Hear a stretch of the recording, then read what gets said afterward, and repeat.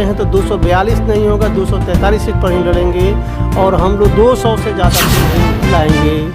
हम बेईमान लोगों को नहीं लाएंगे। तो इसमें तो आप कुछ नहीं कर सकते हैं। चारों कैंडिडेट चारों सीट पर दावा कर रहे हैं और चारों सीट पर हम लोग अच्छे आज ही मान लीजिए बीजेपी के साथ है, कल हो सकता है कि वो सरकार आरजेडी करना हो जन सुराज किससे करेगी? किसी से नहीं, बिल्कुल हम लोग को अकेले चुनाव आपकी सरकार आती है, सीट निकलती है, तो क्या जन सुराज में प्रशांत किशोर जी फेमस चेहरा हमारी सरकार बनेगी तो हम विश्व स्तरीय शिक्षा की व्यवस्था करेंगे। अकेले पार्टी का सरकार बनाना पॉसिबल है? बिल्कुल पॉसिबल है। देखिए, नमस्कार, मैं अनिल कुमार। हमारी उपस्थिति इस वक्त जन सुराज कार्यालय में है। दोस्तों बता दें कि बिहार में उपचुनाव चल रहा है और अगले साल विधानसभा का चुनाव है। दोस्तों बता दें कि उपचुनाव पर त्रिकोणीय खेला चल रहा है, जैसे कि एनडीए है इसमें और एनडीए गठबंधन है और तमाम जिस प्रकार से बात कर रहे हैं कि अभी अभी जो जन सुराज पार्टी बनी है 2 अक्टूबर को, ये भी अपना चारों उम्मीदवार उतारी है उपचुनाव पर। तमाम मुद्दे पर चर्चा करेंगे। जिस प्रकार से जन सुराज पर आरोप भी लगता है, इन सभी आरोप पर बात करते हैं। सर, आपका स्वागत है। धन्यवाद आपके चैनल को और आपको भी कि आप यहाँ जन सुराज कार्यालय में आए और उपचुनाव से संबंधित आपका जो भी प्रश्न है हम उसका कोशिश करेंगे कि बेहतर ढंग से आपके सामने प्रस्तुत करें। तो आप जो भी है दीपक कुमार जी, आपका तो पहले छठ पूजा का ढेर सारा शुभकामनाएं जी, आपको भी। और बिहार का ये महापर्व है, तो इस पर्व में आप लोग भी अपना उपचुनाव को प्रत्याशी उतारे हैं। क्या लगता है ये त्रिकोणीय खेला हो रहा है बिहार में? एक तरफ एनडीए गठबंधन, एक तरफ इंडिया गठबंधन है और आप लोग भी इसमें हैं, तो क्या लगता है कि कितना सीट पर दावा कर रहे हैं आप लोग? देखिए, हम लोग तो चारों सीट पर दावा कर रहे हैं और चारों सीट पर हम लोग अच्छे ढंग से जीतेंगे। हाँ। आप लोग का आरोप लगता है बीजेपी और तमाम ये जो पार्टी दल है जदयू, ये भी आरोप लगाते हैं कि आप लोग चुनाव प्रचार तक ही रह जाइएगा। देखिए, आरोप तो लगाना है, विपक्षी पार्टी है तो पहले से हैं तो उनका कुनबा खिसक रहा है उनके पास से। तो कहीं ना कहीं उन लोग का अंदर तो एक अंदर से उनका कुलूलाहट है कि हमारी जो बनी बनाई हुई व्यवस्था थी, जो जाति धर्म पर व्यवस्था आधारित थी, वो उसको ये लोग तोड़ रहा है, इसीलिए ऐसे बात बोल रहा है। ऐसा कहीं ना कहीं जन सुराज तमाम पार्टी दल से अलग काम कर रही है, जैसे कि जाति को सब लेकर, मुस्लिम, हिंदू, दलित सभी जाति को लेकर काम कर रही है। तो क्या लगता है कि बिहार में जाति प्रावधान एक ये राज्य है और इस पे जाति से हटकर काम कीजिएगा तो वोट बैंक बनेगी? बिल्कुल बनेगी। देखिए, जन सुराज जो है किसी एक पार्टी, किसी एक जाति, किसी एक धर्म की पार्टी नहीं है। ये सभी धर्मों को सामूहिक प्रयास इसमें है किया गया है और सभी कास्ट के लोग को भी इसमें सम्मिलित किया गया है। ऐसा नहीं है कि हम 2-3 कास्ट को मिला लिए, अपना समीकरण बना लिए। यहाँ समीकरण नहीं है, यहाँ सभी कास्ट, सभी धर्म के लोग ही खुद समीकरण बना रहे हैं। तो जब हमारी व्यवस्था इंक्लूसिव है और सभी को के लिए हम लोग बिना भेदभाव का काम कर रहे हैं, तो क्यों नहीं हमसे जुड़ेंगे? हमसे हम एक तो नहीं हमारी पार्टी है, हमारे पास को करने के लिए बहुत कुछ है। हमारी सोच नहीं है, हमारे काम करने का तरीका नया है।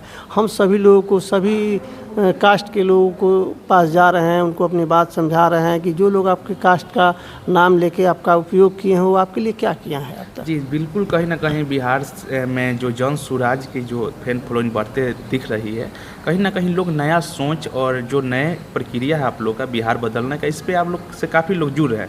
आप लोग उपचुनाव में 4 प्रत्याशी भी उतारे हैं जन सुराज की तरफ से और प्रशांत किशोर जी ने बोला है कि हमारा जो भी प्रत्याशी रहेगा पढ़ा लिखा रहेगा और आपने नॉन ग्रेजुएट उतारा। इस पर तमाम लोग आपको घेर रहे हैं। देखिए, पढ़ा लिखा का मतलब मैट्रिक पास भी होता है, इंटर पास भी होता है, असाक्षर तो नहीं होता है। तो पढ़े लिखे लोग हैं, मैट्रिक पास है, इंटर पास है, तो उसमें क्या दिक्कत है? पढ़े लिखे का मीनिंग ये ना है कि हम इलिटरेट को नहीं करेंगे, हम अपराधी को नहीं लाएंगे, हम बेईमान लोगों को नहीं लाएंगे। तो इसमें तो आप कुछ नहीं कह सकते हैं। चारों कैंडिडेट मेरे साफ सुथरे हैं, उन पर किसी तरह का क्रिमिनल केसेज नहीं है और ऐसा नहीं कि वो इलिटरेट है, कम से कम मैट्रिक पास जरूर है। तो पढ़े लिखा लोकतंत्र है, सभी लोग उतना पढ़े लिखे नहीं है। हमारी अगला भी चुनाव है, 2025 का चुनाव है, यहाँ 4 ही सीट है। तो हम लोग कोशिश हमेशा रहे कि पढ़े लिखे लोग जरूर रहें इसमें। हाँ। अच्छा, जन सुराज को ये 4 सीट जीतना कितना जरूरी है? देखिए, जरूरी हमारी उपस्थिति चारों जगह पूरे बिहार में है, यहाँ भी चारों जगह है और जीतने का प्रयास हम लोग पूरा कर रहे हैं और जीतेंगे भी। जरूरी आगे देखिए क्या हो रहा है, लेकिन हम लोग का पूरा उम्मीद है कि हम लोग चारों सीट पर मैंने फाइट कर रहे हैं।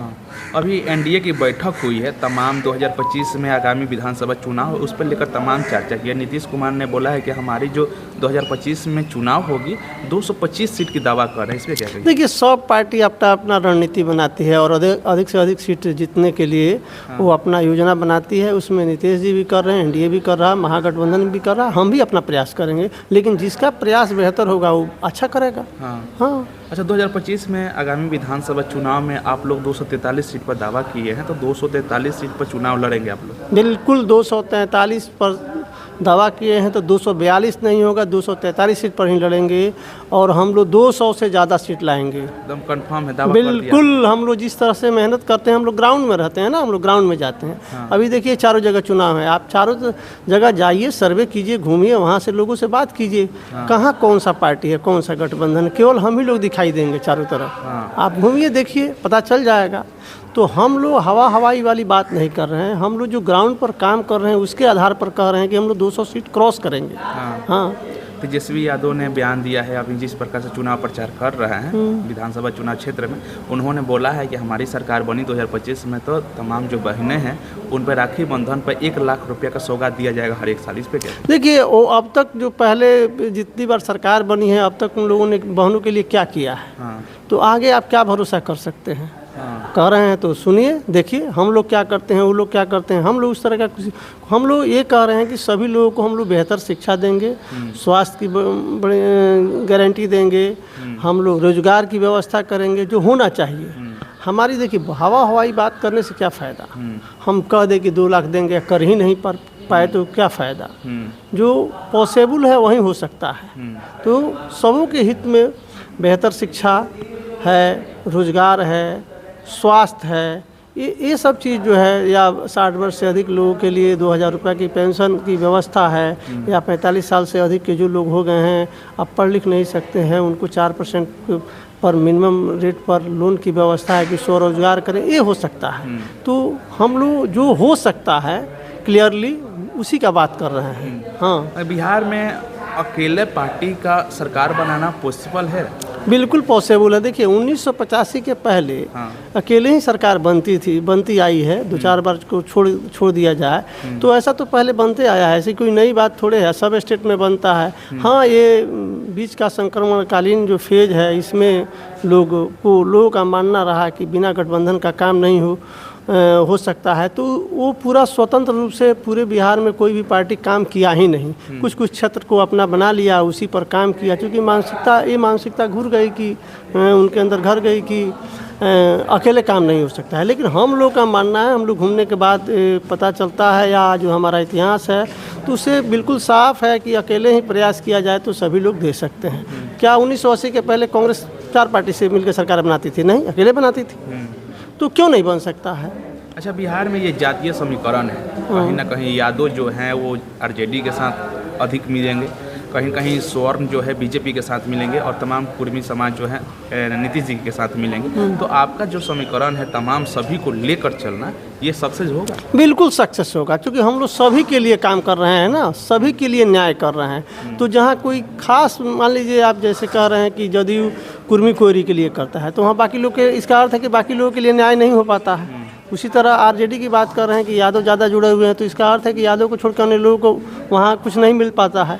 लेकिन तो बाकी लोग तो नहीं जुड़ेंगे, लेकिन हमारे यहाँ सभी के लिए बेहतर व्यवस्था है, सभी को अपने हिस्से की हिस्सेदारी मिल जाएगी, जितना हिस्सा है उनका भागीदारी मिल जाएगी। तो क्यों नहीं लोग आएंगे? सभी लोग आएंगे। हाँ, कहीं ना कहीं प्रशांत किशोर हमेशा दावा करते हैं नया बिहार बदलने को और बेहतर शिक्षा व्यवस्था लाने को। ये कहाँ तक हो सकता है शिक्षा के? बिल्कुल हो सकता है। देखिए ज़्यादा एकदम हम लोग का मानना है कि जब 2025 में हमारी सरकार बनेगी तो हम विश्व स्तरीय शिक्षा की व्यवस्था बिहार में करेंगे।